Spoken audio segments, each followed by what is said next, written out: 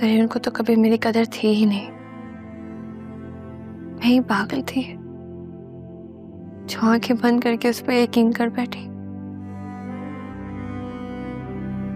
तो उसने जो मुझे नसीहत दी है ना, उसके लिए मैं उसे कभी माफ नहीं करूंगी।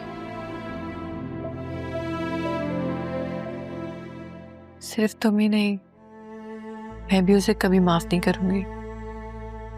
पर Batool, you have your parents with you. मेरे साथ तो कोई भी नहीं है। बेटा, तुम खुद को अकेला मत समझो। रफीक साहब ने सोच समझ कर तुम्हें यहाँ भेजा है। आज से तुम भी हमारी जिम्मेदारी हो, ठीक है? थैंक यू अंकल, आपने मेरे लिए इतना सोचा। पर मैं आपसे एक बात कहना चाहूंगी। आप ज़रून के लिए जो भी फैसला लें, पर प्लीज़ उसे माफ़ मत कीजिएगा। वो शख्स माफ़ी के काबिल नहीं है। वो एक नाकाबिल एतबार शख्स है जो कि सिर्फ अपने लिए जीता है और अपने लिए ही सोचता है। उस पर किसी की मोहब्बत का कोई असर नहीं होता। बतूल, मैं जानती हूँ कि ये सब कुछ तुम्हारे लिए बहुत मुश्किल है और मेरे लिए भी ये सब कुछ बहुत मुश्किल था। सिर्फ मैं ही जानती हूँ कि मैं किन अज़ियतों के बाद ये फैसला कर पाई हूँ।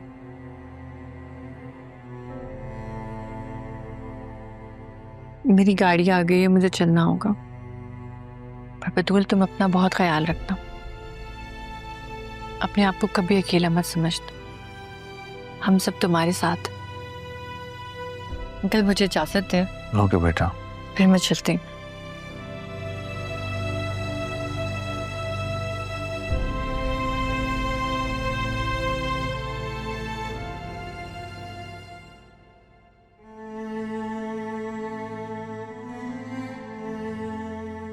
बतूल,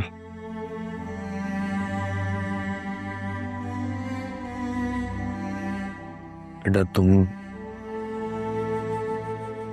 जो भी फैसला लोगी मैं तुम्हारे साथ हूँ। नहीं पापा, मुझसे नहीं होगा। मैं कोई फैसला नहीं कर पाऊंगी। क्यों? क्यों नहीं कर पाओगे? बिल्कुल कर पाओगे। बस तुम्हें इतना समझने की जरूरत है, जो तुम्हारे साथ नहीं वो तुम्हारा नहीं। बहुत देर कर दी है ये बात समझाने में तुमने। मेरी बेटी के साथ अच्छा नहीं किया तुमने।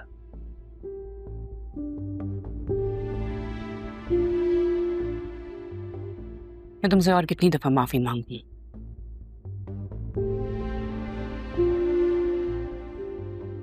तुम समझाओ ना अपने बाप को।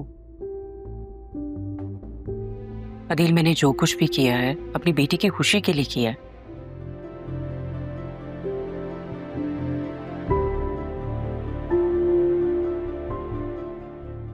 पापा, प्लीज ऐसा मत कर।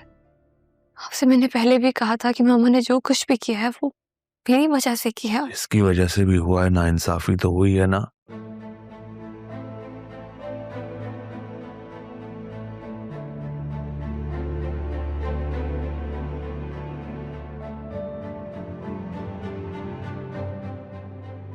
बहुत हो गया है तमाशा। अब नहीं होगी कोई नाइंसाफी।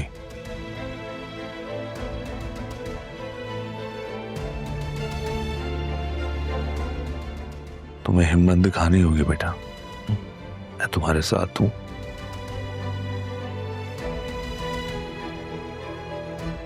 ज़रून को कोई हक नहीं पहुंचता किसी की जिंदगी के साथ खेलने का। उसे मैं जवाब दूंगा उसी के तरीके से।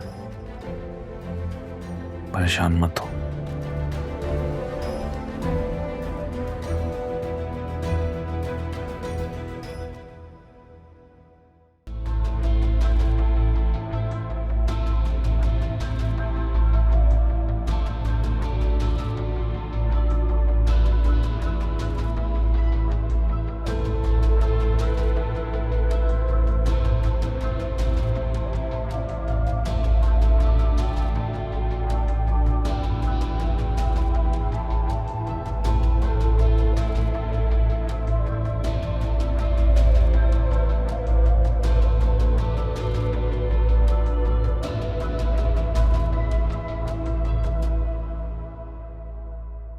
जी डैड।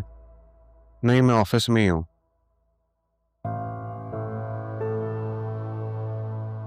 अरे एक सेकंड, मैं आपको कॉल करता हूँ। हाँ, तुम वापस आ गई? कैसे हो जरीन? मैं ठीक हूँ। I am so happy to see you. मेरी बात मान ली तुमने? तुम्हारी वजह से ही आई हूँ। All the credit goes to you. ये तो मुझे प्रोवोक ना करते तो शायद ना आती। तो अच्छा किया मैंने तुम्हें प्रोवोक करके। आई एम सो ग्लैड। इस बिजनेस को जितनी तुम्हारी जरूरत है, तुम्हारा यहाँ होना बहुत जरूरी है। इसलिए तो आ गई।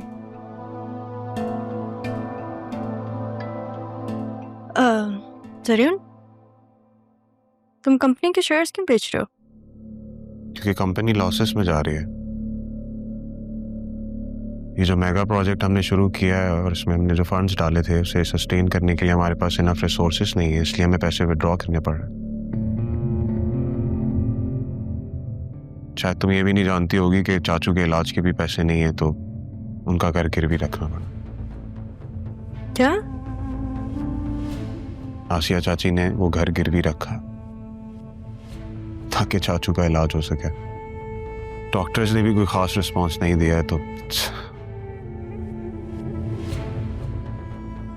मैं मामू से मिलने जाऊंगी। नहीं, तुम ये गलती बिल्कुल नहीं करोगी। वो लोग बहुत बदतमीजी से पेश आएंगे तुम्हारे साथ अगर उन्होंने देखा तुम्हें तो। रहा उन्होंने तारा आंटी के साथ जो किया, जो मेरे साथ किया,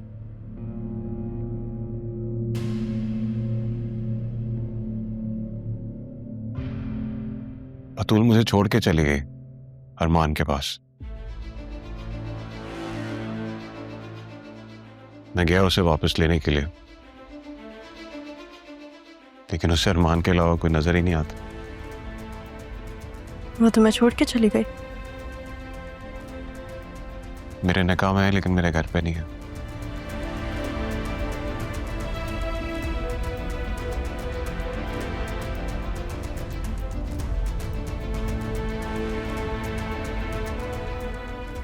चलो अच्छा हुआ कि तुम आ गई।